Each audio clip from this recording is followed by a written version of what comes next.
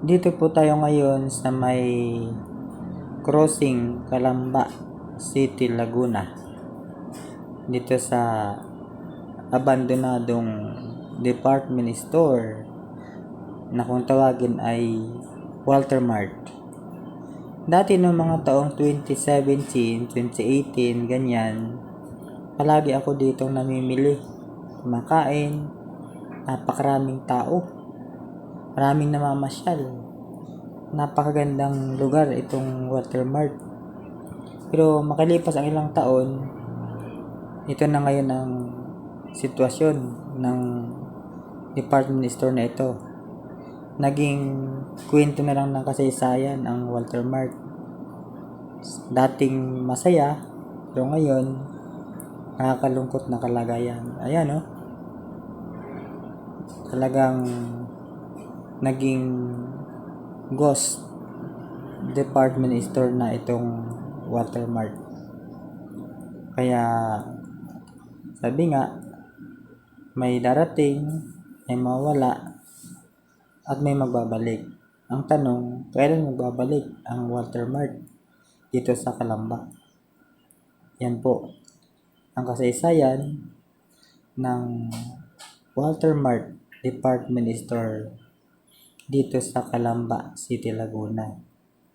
Alam niyo mga kaibigan, pagdating kasi sa trend ng business, minsan hindi maiwasan yung competence. Bakit? Bakit natin nasabi ito? Dahil kung papansin nyo doon sa bandang kaliwa, mayroong SM department store.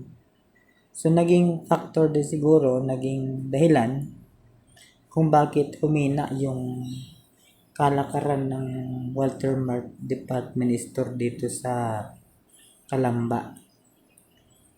Kaya mapapansin niyo, abandonado at giba-giba na yung ilalim. At bukod dyan, talagang nasa laulanan ng mga gumagawa ng tinatawag na vandalism. Yan, makikita nyo sila sa video. Yan. Nang dati, tambak dyan ang mga sasakyan. Ang nanggagaling pa sa iba't ibang lugar. Dito sa Laguna, pumupunta dyan, namimili.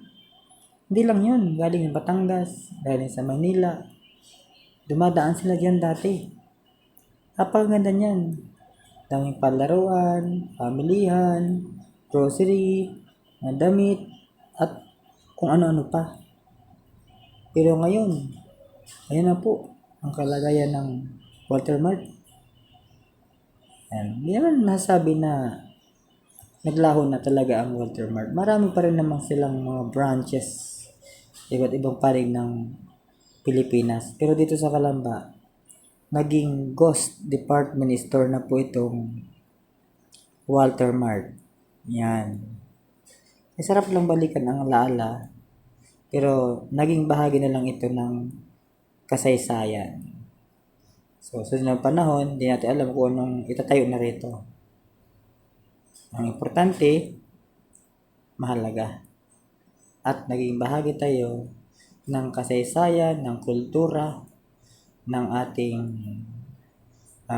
mga pinagmulan o ng lalawigan mismo ng Laguna.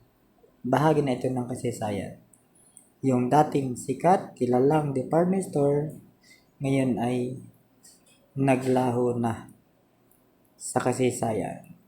Nagpapatuloy pa naman talaga ang kasaysayan, pero hindi natin alam kung kailan magbabalik itong kagandahan ng Walter Mart department store dito sa